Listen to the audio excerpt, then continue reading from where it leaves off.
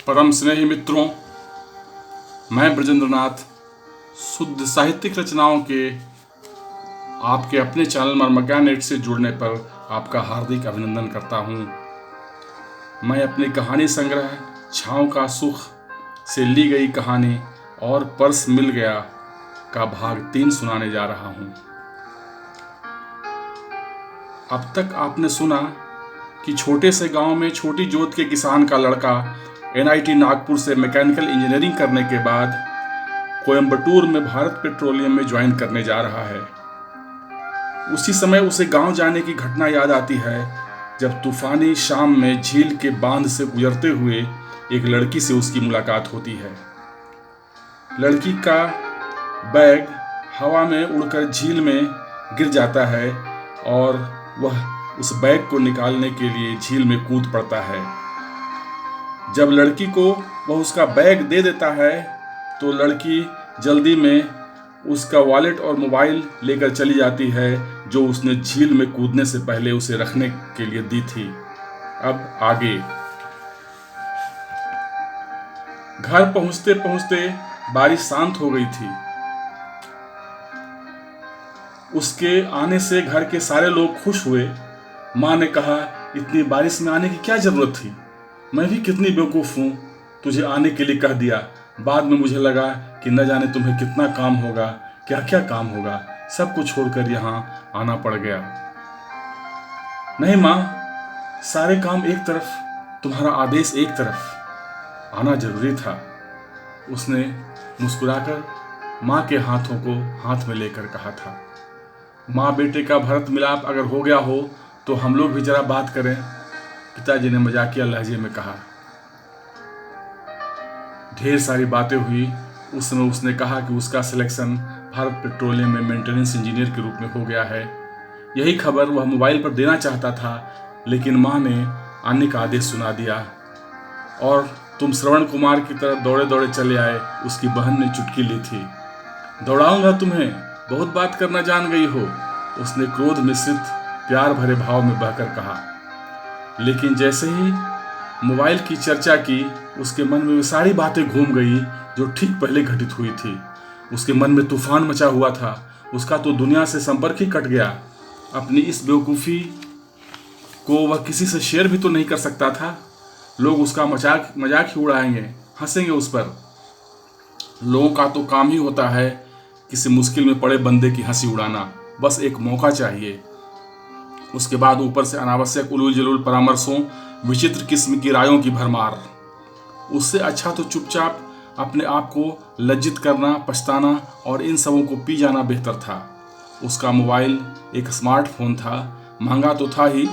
उसे प्रोजेक्ट करने की एवज में जिस कंपनी ने पैसे दिए थे, उसी से उसने यह मोबाइल खरीदा था। बहुत सारी इंफॉर्मेशंस उसमें स्टोर थी, बहुत सारे मैसेजेस थे।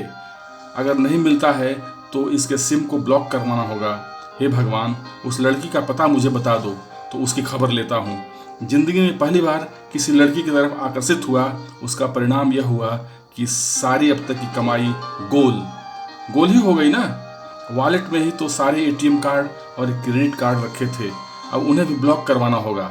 सारी परेशानियाँ सिर्फ एक गलती के कारण। मैंने एक मुसीबत में फंसी लड़की की मदद की और वह मुझे ही मुसीबत में डाल गई। उस लड़की से तो संपर्क भी नहीं हो सकता। उसका कोई कॉन्टैक्ट डिटेल्स भी उसके पास नहीं था। अब तो कुछ भी करना था उस लड़की को ही करना था, क्योंकि उसके पास को करने के लिए कुछ था ही नहीं। चलो गणपति बप्पा से प्रार्थना करें कि लड़की को जल्दी सद्बुद्धि दें, जिससे वह जिस किसी भी तरह हो मेरा वॉलेट और मोबाइल लौटा दे। इतने में भाई ने आवाज़ लगाई थी, नितिन, गणपति की सायंकाल आरती हो रही है, आ सको तो आ जाओ, नहीं तो कल सुबह गांव के सार्वजनिक पूजा पंडाल में गणपति के दर्शन करने जाना।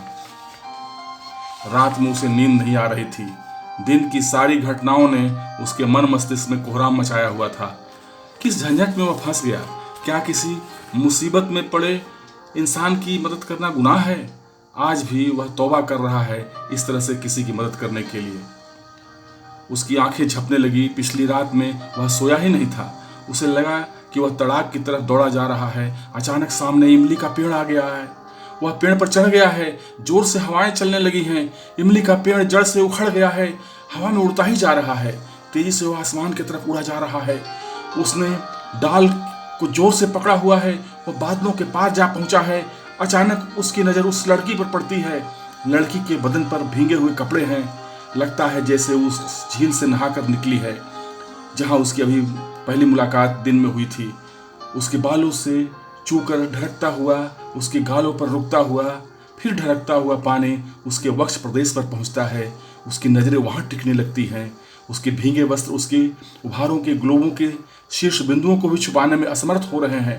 उन्हीं शीर्ष बिंदुओं पर उसकी नज़रें टिकने को होती है कि वह अपना आँखों को मलता है और हाथों को उठाकर उस लड़की को पकड़ना चाहता है। सुनो सुनो, भागो मत, सुनो।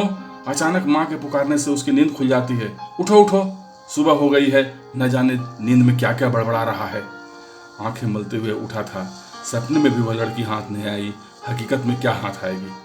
चलो रे बुद्धू दास तलवारे, लड़की के हाथों गए आज मारे। सुबह उठकर वह फ्रेश हुआ। नहा धोकर गांव के सार्वजनिक पूजा स्थल में बने गणपति बप्पा के दर्शन करने पहुंचा। उसके सारे कपड़े तो भीगे हुए थे, इसलिए उसने अपने भाई का कुर्ता पजामा पहन रखा था और थोड़ा ढीला था और ध्यान से देखने में कोई भी समझ सकता था कि ये कपड़े उसके नहीं थे। वह बप्पा की तरफ देखता हुआ ध्यान ही लगा रहा था कि गांव के 2 बच्चे उसके कुर्ते की छोर को पकड़े खींच रहे थे। उसने धीरे से उन्हें मना किया, अपना कुर्ता छुड़ाने की कोशिश की। बच्चे फिर भी नहीं माने। वह उन्हें लिए हुए पंडाल से बाहर आया। क्या हुआ, तंग क्यों कर रहा है? वे फिर भी नहीं माने। उसके कुर्ते को पकड़े पकड़े उसे गांव से दूर खेतों में पकड़ कर ले जाने लगे। अभी बोल, तुम्हें क्या चाहिए? आज सवेरे सवेरे मैं ही मिला तुझे परेशान करने के लिए। फिर भी वे खींचते खींचते उसे वहां ले आए जहां एक लड़की खड़ी थी। बच्चे लड़की से 4 डेयरी मिल्क के चॉकलेट और लिए और वहां से भागते हुए दूर चले गए। अचानक उसकी नज़र सामने वाली लड़की पर पड़ी थी। अरे, यह तो वही लड़की थी कल की तूफानी बरसात में झील के किनारे। लड़की का बैग हवा में उड़कर झील में, उसका झील में कूदकर बैग निकालना, लड़की के हाथ में बैग थमाना, लड़की का उसका वॉलेट और मोबाइल ले भागना। मेरा वॉलेट और मोबाइल लेकर कहाँ भाग गई थी? चलो चलो, जल्दी से मुझे मेरी चीजें लौटा दो। वह कहे जा रहा था और लड़की मुस्कुराई जा रही थी। कैसा लड़का है? सामने एक सुंदर सी लड़की खड़ी है, उससे मिलने आई है। न कोई हेलो न हाय, बस शुरू हो गए मेरी चीजें लौटाओ। अगर न लौटाऊं तो? अरे भाई, इतनी दूर से उसे उसकी चीजें ही लौटाने तो आई हूं। कम से कम औपचारिकता वसी मुझे पूछ लेना चाहिए। कैसी है? इतनी बारिश में घर पहुंचने में कोई दिक्कत तो नहीं हुई? कहाँ घर पड़ता है? आदि इत्यादि। लड़की ने भी कुछ नहीं कहा। रुमाल में लपेटा हुआ उसका वॉलेट और उसका मोबाइल और उसके साथ साथ एक और नया वॉलेट उसकी ओर बढ़ा दिया। उसने सारी चीज़ें लगभग झपटते हुए उससे ले ली, मानो कहीं फिर वह झटक कर ले न भागे। वह मुड़कर जाना ही चाह रही थी कि नितिन ने उससे कहा, बाय द वे, मैं नितिन तलवारे। लड़की बोली थी, मैंने वॉलेट में रखे एड्रेस से नाम और घर का पता जान लिया था। फिर वह जाने लगी। उसने रोकते हुए कहा था, जरा उस झाड़ी के पीछे चलिए। लड़की ने प्रश्नवाचक दृष्टि से उसकी तरफ डाली। शायद सोच रही हो, आखिर इसका इरादा तो सही है ना? और नितिन आगे आगे चल पड़ा, बिना यह देखे कि वह लड़की उसके पीछे आ रही है नहीं। लड़की आश्वस्त हो गई कि उसकी नीयत में कोई खोट नहीं है। वह झाड़ी में घुस गया। उसने दोनों चप्पलें झाड़ी से निकाली जिसे कल उसने फेंक दिया था। आपकी चप्पलें, कहकर उसने चप्पलें हाथ में लिए हुए उसकी ओर बढ़ा दिया।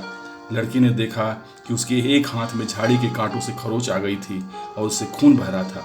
लड़की ने अपने पर्स से अपना रुमाल निकाला और रिश्ते हुए हाथ के ऊपर में लपेट दिया। वह मुड़कर जाने लगी। आपका नाम? कुछ तो अपने बारे में बताकर जाइए। लड़की तेजी से भागती हुई बोली, मेरा नाम देविका पाटनकर। मैंने आपको एक नया वॉलेट भी दिया है, उसमें मेरी सारी डिटेल्स है। और वह लड़की भागती हुई आंखों से दूर हो गई। तो मित्रों, यहाँ तक थी आज की कहानी भाग 3। आपको यह कहानी अवश्य पसंद आई होगी। यह कहानी मेरी कहानी संग्रह छाँव के सुख के अमेजन किंडल के दिए गए लिंक से डाउनलोड कर पढ़ें। आप इस कहानी का अगला भाग रविवार को सुनेंगे। मेरे इस चैनल को सब्सक्राइब करें, लाइक करें और शेयर करें। आप अपने विचार कमेंट बॉक्स में अवश्य दें। आपके विचार मेरे लिए बहुत बहुमूल्य हैं। मिलते हैं फिर एक दिन बाद अगले भाग के साथ। धन्यवाद, धन्यवाद, बहुत बहुत धन्यवाद।